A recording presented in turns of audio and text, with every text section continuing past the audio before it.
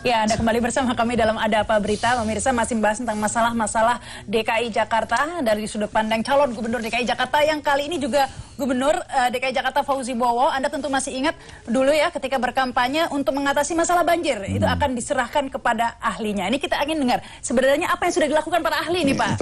Silakan lanjut presentasi. Saya bukan ahli banjir, tapi saya tahu siapa yang ahli banjir untuk ngurusi Jakarta. Nah, ini pengendalian yang sudah dilakukan ini, Bang. Jadi ini satu contoh, kita masih kepada pola ini. Tadi kita bicara masalah kanal. Yang sekarang timur sudah kita bangun, barat sudah kita normalisasi. Tapi sistem ini bukan kanal semata-mata. Ada lagi subsistem lain seperti situ-situ dan waduk yang harus kita fungsikan. Ya.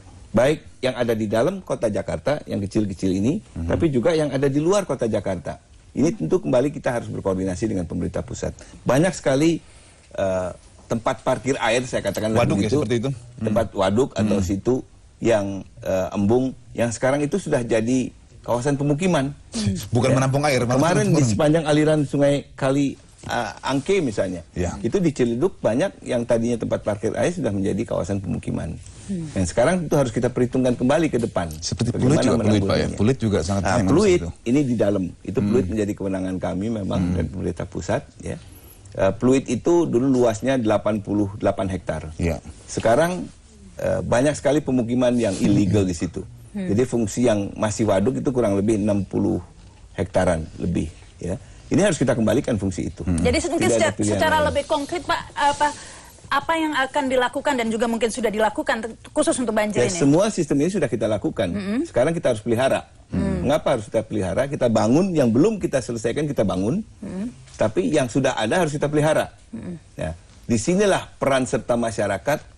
Dan peran serta masyarakat dalam bentuk perilaku yang mendukung harus kita pacu terus. Contoh masalah yang diakibatkan oleh perilaku manusia. Saya punya ilustrasi ini. Ya. Serem sekali nih kemana. Itu TPA apa ya? Tadi Bang Rasi tanya, ini TPA apa ini? Ini contoh konkret pintu air Manggarai pada saat dia syarat sampah. Jadi pintu sampah ya? Jadi airnya nggak kelihatan kan? Pintu sampah.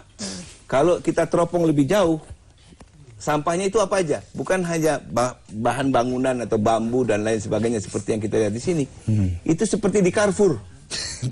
Mau cari apa juga ada, mau cari spring bed, mau cari matras, mau cari sofa. Ya. Nah ini kan akibat daripada kecerobohan, perilaku manusia. Dan saya kira tidak hanya pintu air ini, juga banyak sekali saluran-saluran air yang tersumbat sebagai akibat daripada perilaku yang tidak mendukung. Jadi kita juga perlu perubahan perilaku warga yang lebih mencintai lingkungannya, tidak buang sampah sembarangan, yang pada akhirnya juga merugikan warga sendiri. Ya. Sebagian besar dari sungai dan saluran di DKI Jakarta ini memang sudah kurang lebih 30 tahun tidak pernah dikeruk. Sedimennya sudah sangat lumpur itu begitu tinggi. Sehingga kita perlu mengeruk ini secara terintegrasi. Bang Fokke sudah melakukan pengerukan itu, Bang? Kita memproses proyek yang namanya JIDAI dulu, Jakarta Emergency Dredging Initiative, yang kemudian sekarang menjadi Jakarta Urban Flood Mitigation Project, ya, dibiayai oleh Bank Dunia. Tapi sayangnya sekarang baru dalam proses tender. Sebetulnya kita ingin mengeruk 2 tahun yang lalu sudah dengan bantuan Bank Dunia ini. Pinjaman dari Bank Dunia. Tapi ya kita bersyukurlah, better late than never. Ya. Itu kita akan lakukan. Dan mudah-mudahan kalau ini selesai, tekanan banjir di Jakarta akan lebih jauh lagi berkurang. Mungkin 20-30% dia akan berkurang. Ya. Yang masih ingin saya tambahkan, kita jangan terlalu gembira dengan upaya-upaya yang kita lakukan ini, karena ada tekanan baru. Ada challenge baru, yaitu peningkatan permukaan air laut. Yang sebelumnya tidak pernah diperhitungkan. Subsidence ya. Ini di bagian utara ini ada land subsidence, turun dia. Kemudian air lautnya meningkat. Proyeksi yang paling buruk akan terjadi tahun 2025. Menurut semakin parah lagi. Simulasi komputer, rob akan bisa menggenangi kawasan Jakarta Utara ini setinggi kurang lebih 3 meter. Ini satu yang serius. Dan itu kita membuat upaya mitigasi.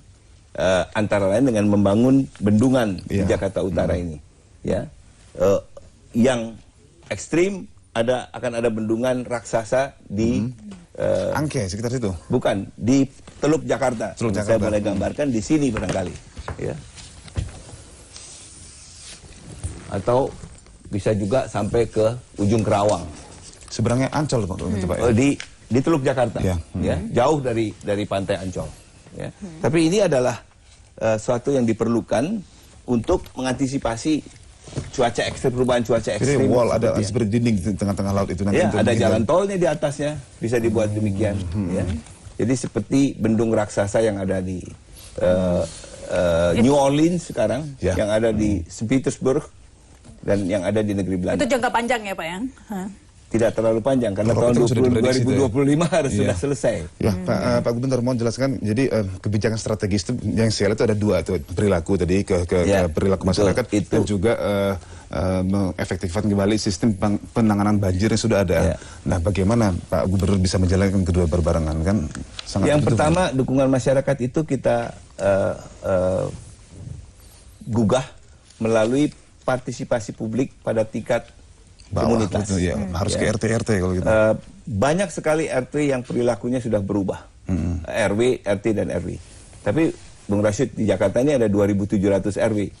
Jadi kalau yang positif itu kurang lebih 1.000 saja. Iya. Ya, pekerjaan rumah kita masih besar untuk mereplikasi ini untuk seluruh RW lingkungan warga yang ada. Ya. Kalau kita lihat ada lingkungan warga yang luar biasa konstruktif terhadap lingkungan. Lingkungannya asri, mereka menanam pohon, menghijaukan lingkungannya, kemudian ada bank sampah di RW-RW tersebut. Jadi reduce, reuse, dan recycle untuk sampah itu sudah berlaku. Perilaku juga sangat berperan. Perilaku Ini juga ada sudah upaya berperan. juga ini dari luar Pemda. biasa. Saya menyaksikan itu, saya gembira, saya bangga. Tapi pekerjaan rumahnya masih lebih banyak lagi. Iya. Ya, karena memang perlu juga dengan peraturan yang lebih tegas mungkin ya, Bang Fuke, agar tidak ada yang perilaku-perilaku buruk terhadap lingkungan ini. Dengan regulasi tidak cukup, tapi yang perubahan perilaku ini akan lebih konstruktif. Yang jelas perubahan perilaku ini tidak bisa dikerjakan dalam 100 hari. Ya. Bahkan dalam 3 tahun juga nggak bisa. 5 tahun kurang 5 ya, Bang tahun ya? belum tentu, Harus belum tentu nambah cukup. makanya ya, Bang ya? Ini memerlukan dukungan warga. Ya. Itu saya kira suatu yang positif dari Jakarta, meskipun pekerjaan rumah kita masih besar. Tentu kita memerlukan pendanaan juga untuk yang tidak bisa dikerjakan oleh pihak lain selain dari pemerintah. Kalau sebenarnya Bang Fuke tadi sudah menjelaskan langkah-langkah yang dilakukan untuk mengatasi banjir, sebenarnya sudah banyak program-program tadi yang sudah dijelaskan ya untuk mengatasi banjir. Kalau Anda ingin mengomentari tentang banjir yang terakhir ini, bulan April ini, bagaimana Anda melihatnya Bang Fuke? Saya kira yang terakhir ini bukan diakibatkan oleh tidak berfungsinya sarana dan prasarana di Jakarta. Tapi ini kan akibat daripada air yang datang dari gunung numpang lewat di Jakarta mau ke laut. Ya. Dan itu memang sementara kita tidak bisa mengendalikan dari hulu, itu akan selalu terjadi. Ukurannya, Rahma, berapa jam dia di sini. Kalau dulu dia berhari-hari. Sekarang itu tidak ada yang lebih lama dari 3-4 jam. Itu artinya kemajuan begitu menurut Anda? Jelas menurut warga penilaiannya begitu. Oke. Pak Gubernur, saya ingin Gubernur tanyakan, yang bicara. kalau kita bicara banjir itu kan sejak Batavia itu dibangun dulu memang sudah menjadi masalah karena mereka bilang 40% dari land di bawah di Jakarta adalah di bawah below the sea level. Nah, saya melihat ini tantangan bagi Pak Gubernur tentunya untuk ke depan, dan sekarang juga apakah ada merasa wah ini tantangan semakin berat, toh hasilnya juga sangat minim, apalagi tadi peningkatan untuk merubah perilaku itu membutuhkan waktu yang lebih lama. Sementara untuk mengembalikan sistem penanganan banjir juga bukanlah hal yang sulit, bukan hal yang mudah. Nah, bagaimana untuk menghadapi tantangan yang lebih besar lagi tentunya nanti itu? Saya kira kalau kita konsisten melaksanakan pola dasar pengendalian yang sudah kita tetapkan ini dan konsekuen, ya, menyediakan pembiayaan yang cukup untuk itu, tekanan banjir itu pasti akan bisa kita kurangi. Contoh tadi, misalnya dengan selesainya kanal banjir timur aja 2,7 juta, ini jumlah penduduk yang tidak sedikit. Ya, 2,7 juta orang dari banjir. yang setiap tahun dia dulu-dulunya menghadapi musibah banjir ini sekarang terbebaskan. Ya, ini satu langkah yang cukup berhasil. Ya. Bukan hanya itu, dengan tidak banjir maka harga tanah di lokasi tersebut juga akan meningkat. Jadi tingkat kesejahteraan warga juga bertambah, meningkat. Dan ini satu contoh kecil gimana kita harus mengupayakan secara terpadu peningkatan kesejahteraan warga. Ya. Ini sangat terkait dengan isu sosial tentu itu ya. Tentu kait dengan isu sosial. Iya. Ya, kalau kita bicara warga Jakarta ini kan seratanya macam-macam. Yang paling kaya di Republik Indonesia tinggalnya di Jakarta. Yang miskin juga tinggal di Jakarta. Tapi saya optimis bahwa angka kemiskinan Jakarta itu tidak akan terus meningkat. Ya, memang ada fluktuasinya, tapi beberapa tahun terakhir ini kita bisa kendalikan. Apa yang Anda buat Anda optimis? Ya, karena angka statistik menunjukkan bahwa angka kemiskinan di Jakarta itu paling rendah di seluruh Indonesia. Ya, di Jakarta angka kemiskinan itu hanya 3,64% by September last year. Ya, sementara itu rata-rata nasional 12%. Nah, ini apa karena pengaruh Jakarta yang ibu kota atau karena pembangunan atau apa menurut Anda?